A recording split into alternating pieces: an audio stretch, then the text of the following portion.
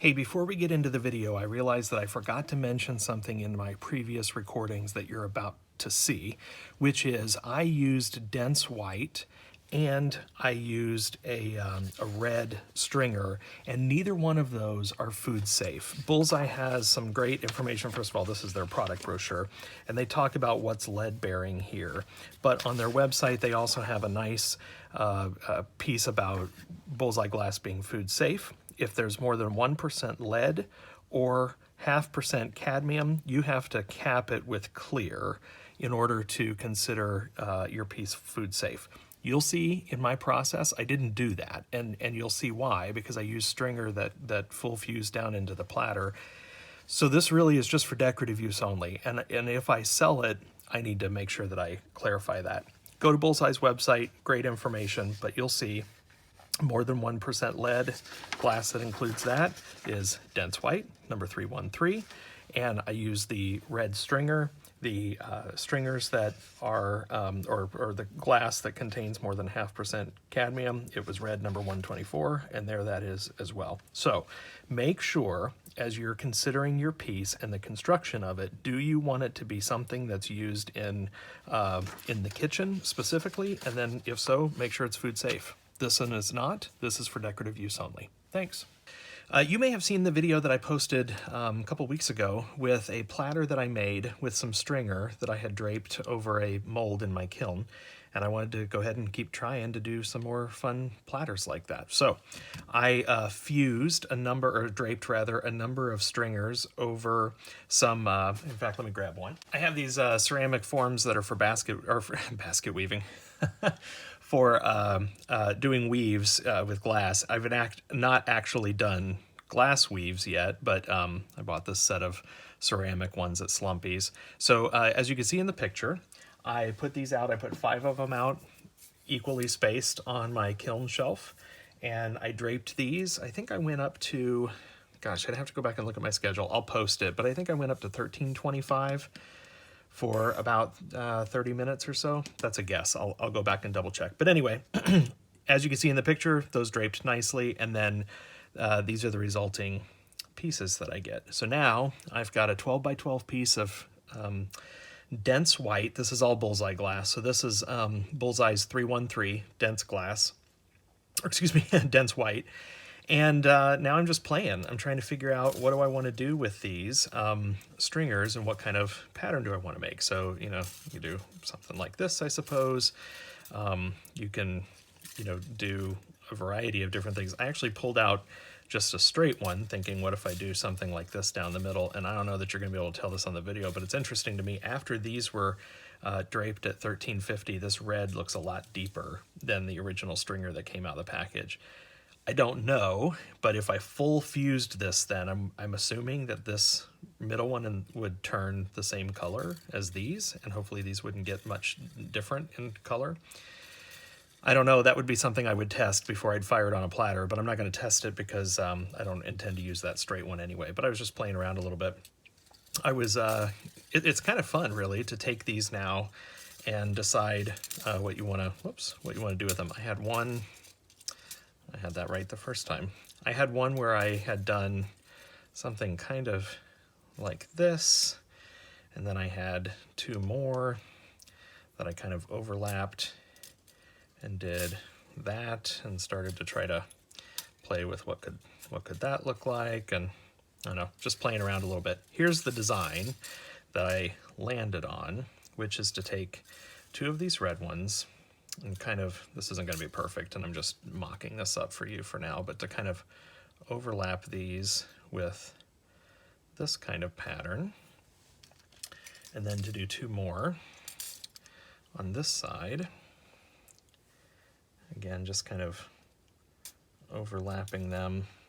And what I would do, well, let me get to that point first. So anyway, the red here, and then I also draped some French vanilla. And so those of you who are Bullseye people know that this French vanilla should react with the dense white and give me that kind of dark reaction. So my intention is to do this.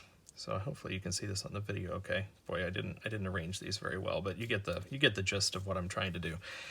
And one of the things that's going to be interesting to see, this I could test, but I don't feel like I'm going to do that. I'm just going to fire it and see. Because I'm going to get the reaction wherever this French vanilla touches the dense white, I'm going to go for a full fuse. So I fully anticipate that this will become a full, or become one with the sheet of glass under it. But there are these spots right here at these joints where this one is on top of the other one. I expect the underneath part to get the reaction. I just don't know if in the full fuse, if you'll get the reaction where these joints are, because that's, on top of the other French vanilla. So what I could have is these kind of French vanilla little dots among the darker lines. We'll see when it comes out. I'm okay with that. I think that actually could look okay too. So this is what I'm going to do, kind of sticking to a third or almost a half of my sheet here of my platter. I'm going to do these two designs. The way in which I will lay this down is I'm going to lay them on here, and then I've got some hairspray that I've put in a little needle bottle, and I'm going to needle tip. I'm going to basically kind of glue them down with the hairspray on the edges and maybe in one or two spots in the middle, just to get this to kind of be stationary as I move it over to the kiln, and hopefully everything plays along and stays put. I'll clip off these ends here where it's overlapping, obviously, and then we'll do a full fuse on this, and then ultimately drape it into a platter mold. So stay tuned. We'll see what it looks like when it comes out of the kiln. Okay, I opened up the kiln tonight, and I have to tell you, I'm pretty excited. Here's what came out of the full fuse. This is the finished piece here, and I can't tell you how excited I am about this.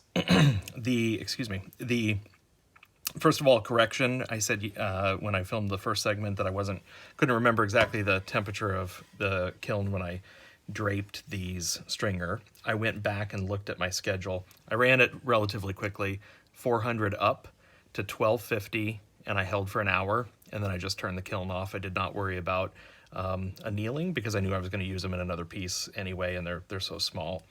The other thing that I did after I turned the cameras off, I had talked about that I was going to tack some hairspray on to kind of keep these in place as I moved to the kiln. And I realized as I was working on my workbench and putting this down, they were laying really nice. And frankly, I was afraid that if I tried to hairspray them down, I'd actually ruin the design and mess it up. And because they were laying so flat and working well, I didn't think I needed that to get it over to the kiln. So these were laying loose on the glass and just full fused in very nicely. I have to keep reminding myself how reactions work, and the more I work with glass that has reactions, I'll remember. I had talked about the fact that these would probably come out gray with white dots where they overlap. I wasn't thinking about it would actually create a gray outline, which I like even better. I'm so delighted by this and excited. And part of the reason why I'm really excited, and I'm trying not to sound too proud, but I've only been doing this for about 2 years, and I think that as you're learning, one of the ways in which you learn is to look and see what other people have done and see if you can recreate something like that. And I'm certainly not encouraging people to full out copy a design, and particularly to copy it and then try to sell it off as something of their own. That's not what I'm saying, but I think that you look at what people do and do well, and you try to challenge yourself to see if you can do the same thing. Can you use those techniques? Can you come out with an outcome that looks similar? This one is 100% my design. And I don't think of myself as being super creative that way, but I feel like I'm really attached to this piece more or less because it came out of my noggin and not somebody else's, and that feels really good. So I've got a 12 by 12 mold that I'm going to slump this into, and stay tuned. We'll see what the finished product looks like. Okay, here it is. This is the final piece. I had a 12 by 12 slumper mold, just kind of a square slumper. And so here is the finished platter. You can see the detail of that reaction. I'm going to call this one cable knit. This is my cable knit pattern. Cable knit glass. I'm really pleased with this one. This one is not going to be for sale. It's actually going to be a submission that I make to a local juried art show and fundraiser. So we'll see if it's accepted into their sale and how much money it makes for the charity. But there you go, finished piece. delighted with this one. Thanks for watching. Encourage you to keep watching by subscribing to my YouTube channel, and I'll continue to post more videos on how I'm learning new techniques and sharing them with all of you.